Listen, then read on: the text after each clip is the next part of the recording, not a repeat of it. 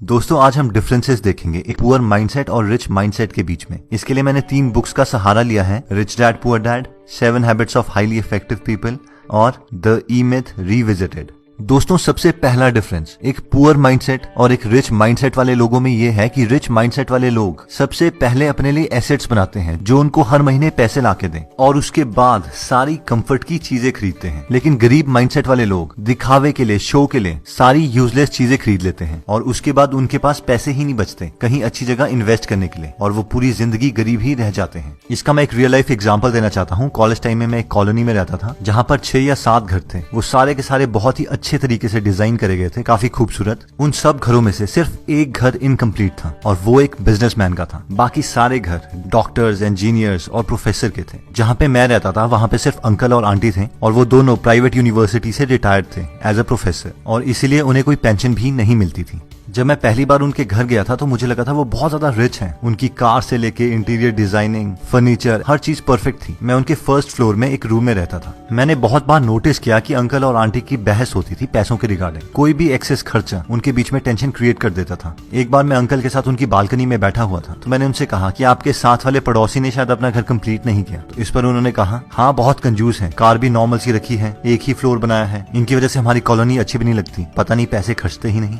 थोड़े महीनों के बाद मैं वहां से शिफ्ट हो गया था तो एक बार मुझे अंकल का कॉल आया और उन्होंने कहा कि अगर आपका कोई फ्रेंड है पीजी के लिए तो हमारे पास यहाँ पे वैकेंसी है, आप रेकमेंड कर दीजिएगा। मैंने कहा ओके अंकल। लेकिन मुझे ये बात अजीब लगी कि उन्होंने अगले ही दिन मुझे दोबारा कॉल कर दिया और उन्होंने मुझसे कहा कि क्या आपने किसी फ्रेंड से पूछा? तो मैंने कहा हाँ, लेकिन वो कह रहे हैं कि आपका पीजी काफी कॉस्टली है। तो उन्होंने कहा कि वो तो होगा ही, हम इतनी फैसिलिटीज जो प्रोवाइड कर रहे हैं। और फिर नेक्स्ट डे उनकी दोबारा कॉल आ गई और उन्होंने मुझसे कहा कि हम अपना प्राइस कम करने के लिए तैयार हैं, आप उन्हें यहाँ पे भेज दीजिए। लेकिन एक्चुअल में मेरे फ्रेंड्स के लिए वो प्राइस भी ज्यादा था और वो वहां नहीं गए। जब मैंने ये पूरी स्टोरी को रिच डैड पुअर डैड की थियोरी के साथ कंपेयर किया तो मैंने ऑब्जर्व किया कि 1 सिर्फ वहाँ पे एक बिजनेसमैन का ही घर था जिसका एक फ्लोर बना हुआ था और 1-1.5 साल के बाद वो ही घर उस पूरी कॉलोनी में सबसे बड़ा था। उन्होंने 3 फ्लोर्स बना दिए थे और वो बहुत ही सुंदर बनाया था। सेकंड, अंकल ने होंडा सिटी रखी हुई थी लेकिन वो ट्रेवल स्कूटर में करते थे। हो सकता है वो अपने पैसे बचाने के लिए करते हों, लेकिन मैं ये जानता था कि बाहर से बेशक वो बहुत अमीर दिख रहे हों, अंदर से उन्हें पैसों की कमी थी जिसकी वजह से उनके और उनके वाइफ के बीच में बहस भी होती थी।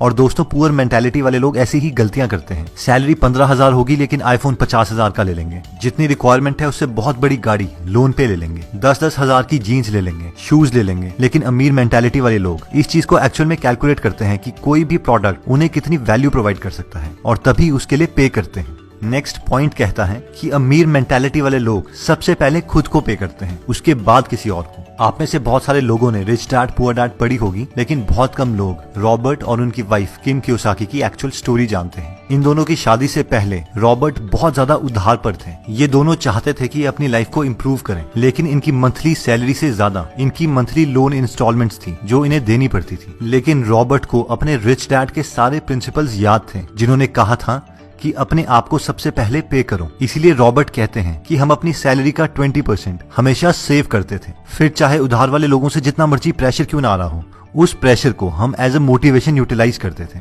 और एक्स्ट्रा काम करके इंस्टॉलमेंट्स के लिए पैसा इकट्ठा करते थे, क्योंकि ये जानते थे अगर ये पहले उधार देने लग जाएंगे और अपने लिए कुछ भी सेव नहीं करेंगे तो ये कभी भी अमीर नहीं बन पाएंगे। और बाद में इन्होंने अपने सेव करे हुए पैसों से ही बाकी इन्वेस्टमेंट्स करी और फाइनली मिलियनेयर बन गए। दोस्तों हम में से मैक्सिमम लोग ये गलती करते हैं। हम सोचते हैं कि हम पहले सारा अपना उधार चुकाएंगे और उसके बाद में सेविंग स्टार्ट करेंगे, या फिर हमारी सैलरी का जितना पोर्शन बचेगा हम उसके बाद सेविंग करेंगे। लेकिन ये सीक्वेंस बहुत मैटर करता है। इवन वॉरेन बफेट बोलते हैं कि पहले पैसे सेव करो और उसके बाद बाकी सारे खर्चे करो। आप मान के चलो कि आपकी सैलरी ही कम है और अपनी सैलरी का मिनिमम 20% हमेशा सेव करो। अब ऑब्वियसली सिर्फ सेविंग आपको अमीर नहीं बनाएगी, उसके बाद आपको उन पैसों को इन्वेस्ट भी करना पड़ेगा लॉजिकली, लेकिन ये फर्स्ट और नेसेसरी स्टेप है अमीरी की तरफ। नेक्स्ट पॉइंट कहता है कि अमीर मेंटालिटी वाले लोग अपने स्किल्स को पूरी जिंदगी भर इम्प्रूव करते रहते हैं। इसी प्रिंसिपल को 7 habits of highly effective people book में शार्पन द सॉ के नाम से बताया गया है। क्या आपने कभी ये नोटिस किया है कि बहुत कॉस्टली प्रोडक्ट्स की एडवर्टाइजमेंट कभी भी टीवी में नहीं दिखाई जाती? कभी भी फरारी वाले आपको टीवी में एडवर्टाइज करके ये नहीं बोलेंगे कि आप उनसे फरारी खरीद लो। ना ही कोई हेलीकॉप्टर की कंपनी या प्राइवेट जेट की कंपनी आपको अपना प्रोडक्ट दिखाने के लिए पैसे खर्च करेगी। लेकिन अब सवाल आता है कि ऐसा क्यों है? मैक्सिमम पॉपुलेशन तो टीवी ही देखती है। ऐसा इसलिए है क्योंकि ये लोग जानते हैं कि जो लोग इन प्रोडक्ट्स को एक्चुअल में खरीद सकते हैं वो अपना टाइम टेलीविजन में वेस्ट नहीं करते। ज्यादातर मिडिल क्लास मेंटालिटी वाले लोग graduation, post graduation, PhD, post doc कर चुके हैं, इसलिए वो सोचते हैं कि वो रेस्ट डिजर्व करते हैं और उन्हें कुछ नया सीखने की जरूरत नहीं है, और वो आराम से जॉब के बाद घर में आते हैं और टीवी देख के अपने को रिलैक्स करते हैं, क्योंकि वो सोचते हैं वो इस चीज को डिजर्व करते हैं। वैसे ही कहीं मिडिल क्लास बिजनेसमैन घर में आके आराम से सीरियल्स देखते हैं। नई चीजें सीखना उनके दिमाग में प्रेशर क्रिएट करता है, लेकिन रिच मेंटालिटी वाले लोग ये जानते हैं कि उन्हें अपनी स्किल्स पूरी जिंदगी भर इंप्रूव करते रहनी है। नई चीजें सीखना उनका पैशन है, ये चीज ही उन्हें रिलैक्स करती है। अगर हम बिल गेट्स का एग्जांपल लें तो वो माइक्रोसॉफ्ट से रिटायरमेंट ले चुके हैं, वो एक बिलियनर हैं, उन्हें कुछ करने की जरूरत नहीं है,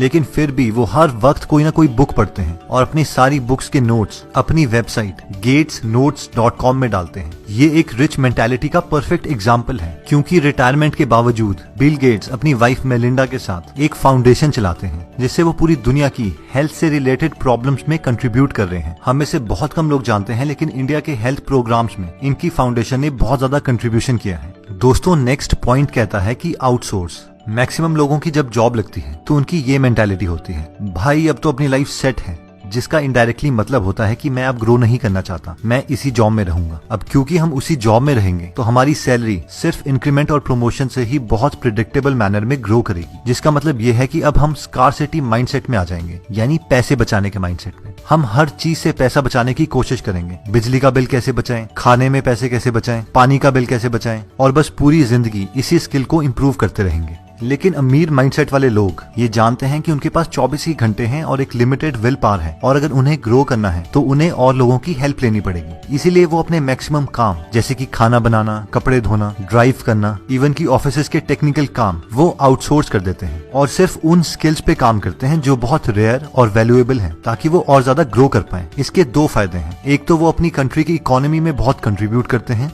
दूसरा इस प्रोसेस में बहुत सारे लोगों को जॉब दे देते हैं। लेकिन एक पुअर मेंटालिटी वाले लोग इन लोगों को देख के बहुत चिढ़ते हैं कि यार ये तो बहुत स्टाइल मारते हैं, बिना नौकरों के तो ये काम नहीं करते। लेकिन रिच मेंटालिटी वाले लोगों के दिमाग में कुछ और ही चल रहा होता है। उनका मेन मकसद स्टाइल मारना नहीं, बल्कि अपने टाइम को बचाना होता है, जिसे गलत इंटरप्रेट किया जाता है। अब दोस्तों, इसका मतलब ये भी नहीं है कि आप सारे काम को आउटसोर्स कर दो और बाद में घर में बैठ के दोबारा से टीवी ही देखो। इसका मतलब सिर्फ ये है कि अगर आप ग्रो कर रहे हो और अगर आपको और लोगों की हेल्प चाहिए तो आप अपनी ग्रोथ को रोकोगे नहीं और हिचकिचाओगे नहीं, और इसीलिए कामों को आउटसोर्स कर दोगे। दोस्तों, नेक्स्ट पॉइंट कहता है कि think win win. Human psychology को समझने के लिए रिसर्चर्स ने एक एक्सपेरिमेंट किया। उन्होंने दो लोग जो एक दूसरे को नहीं जानते थे, उन्हें एक कमरे में बिठाया और टेबल पर $100 रख दिए।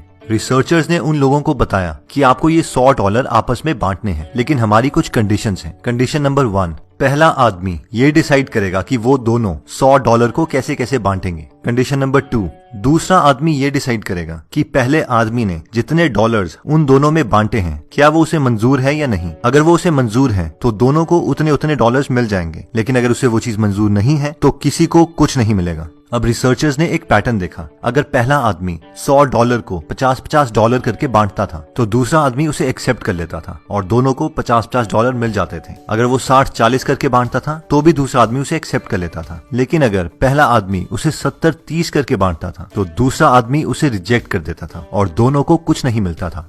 यानी ह्यूमन इमोशंस का टिपिंग पॉइंट 70-30 था। रिसर्चर्स ने ये एक्सपेरिमेंट बहुत लोगों में रिपीट किया, लेकिन ये नंबर 70-30 के आसपास ही आ रहा था। उसके बाद उन्हें लगा शायद $100 डेवलप्ड कंट्रीज के लिए कम है, इसलिए वो डेवलपिंग कंट्रीज गए और उन्हें भी सेम ही ऑफर दिया, लेकिन उसके बावजूद रिजल्ट्स सेम रहे।